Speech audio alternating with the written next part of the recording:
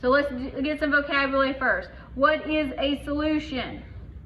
All right, a solution is a homogeneous mixture.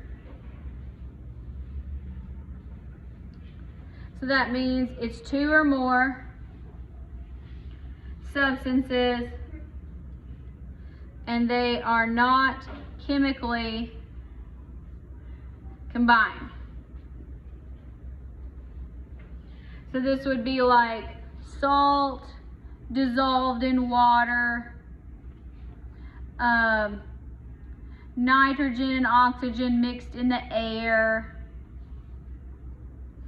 If you make, what's brass?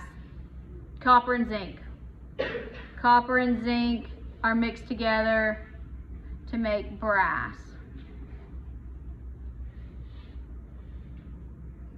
We talked about that a little bit in chapter 1.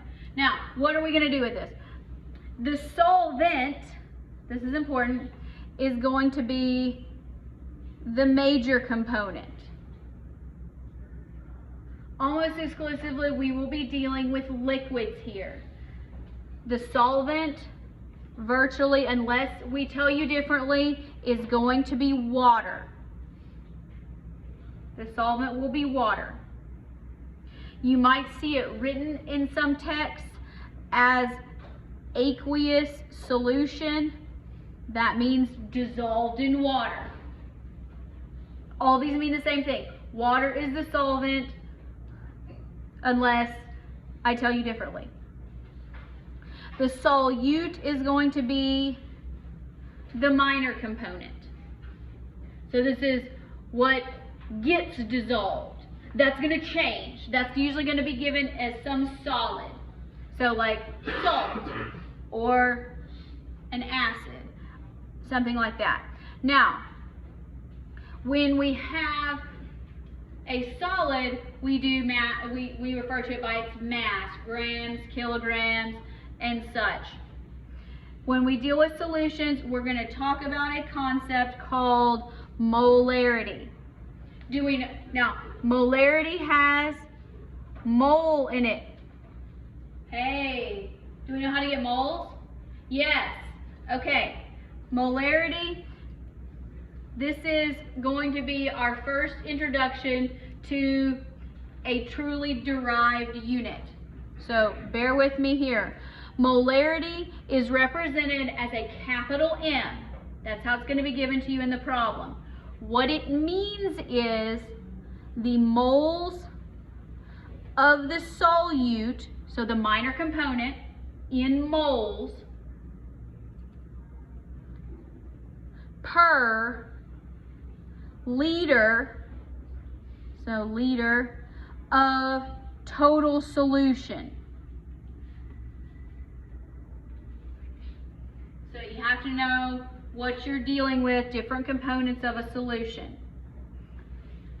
So, what I like to tell people initially is when you're in a problem, every time you see something where it says molarity, cross it out and really we'll refer to it as moles per liter. Moles per liter equals molarity.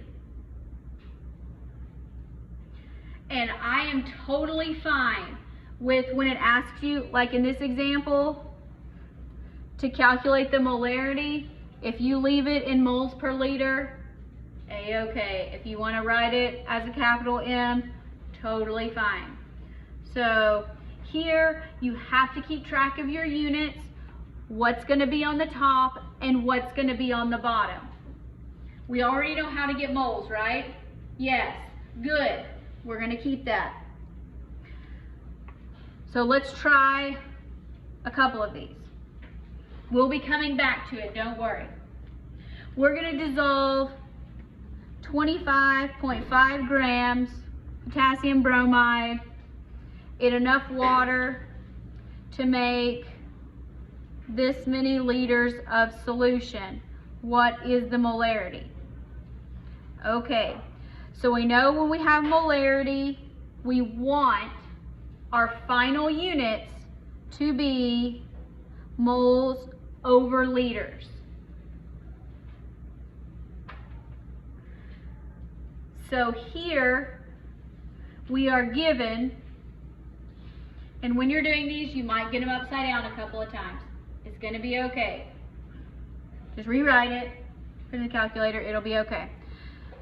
So there's a couple of ways you can do this. I like to do it all as one. But I'm going to show you because you'll probably like it this way, and it's okay. So I'm going to work this problem two ways. You pick the way you like.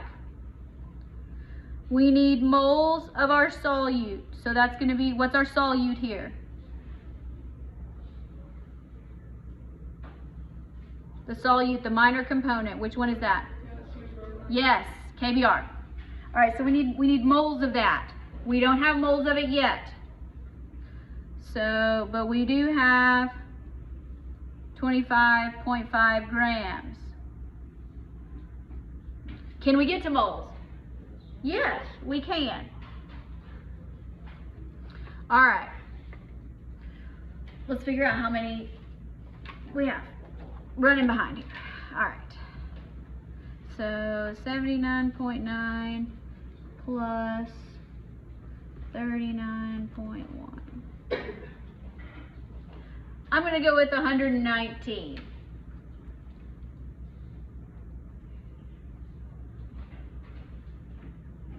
All right, and that equals 1 mole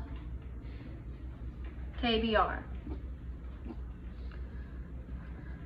Most of you will like to go ahead and get an answer here. That's fine. All right, so let's get an answer. This is not how I do it. I'll show you how I do it in a second. But there's nothing wrong with this method. So we have 0.214 moles of KBr.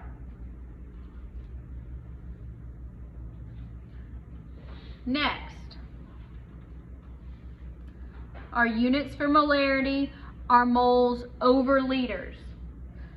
So let's check, do we have liters? Sometimes we'll have milliliters. So here we already have liters.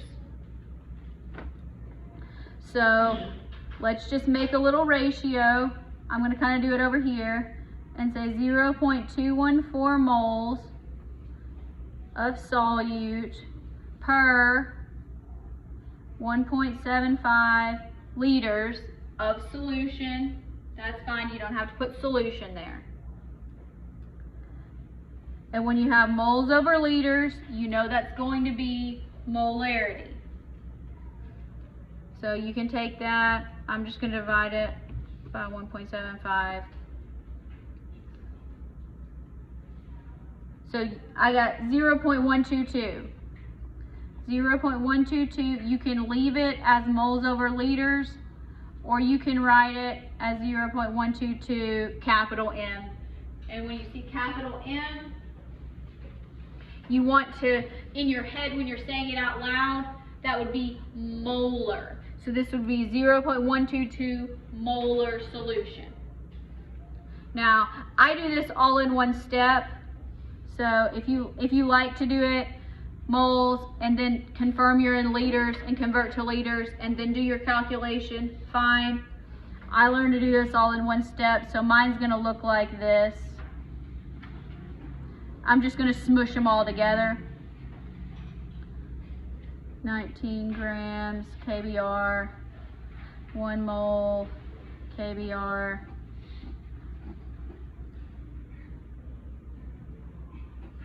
And ultimately, look, moles are in the top, liters are in the bottom. I'm going to get the same answer. So, if you prefer to do your solute and your solution separately, not a problem. Let's try to do one more of these, and then we'll be done. That leaves me plenty of time to review this when we come back on Tuesday. The molarity of our solution, we're going to add 45.4 grams of sodium nitrate and we're going to dissolve it, and our total volume is 2.50 liters. So we want molarity. When we see molarity, we write moles over liters, because that's what our unit we want it to be. I don't have a lot of room here, so I'm going to do it on one line.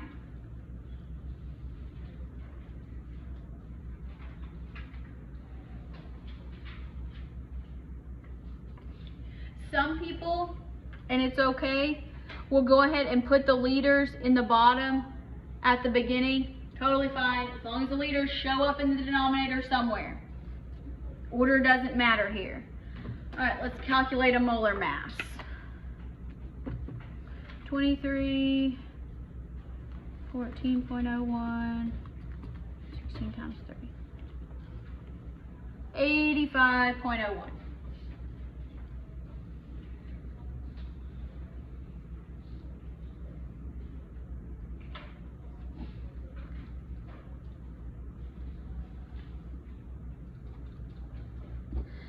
And again, continue writing what you have your moles of your substances to be, because guess what? We're going to do stoichiometry with these too. Not today. And then, so now we know we have moles on top, liters on the bottom.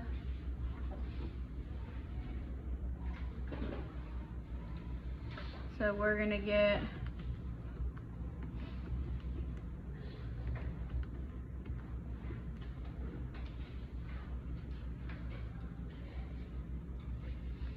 I got 0.214. You can just do moles over liters or 0.214 capital M. Both of those are acceptable. Questions, comments, concerns?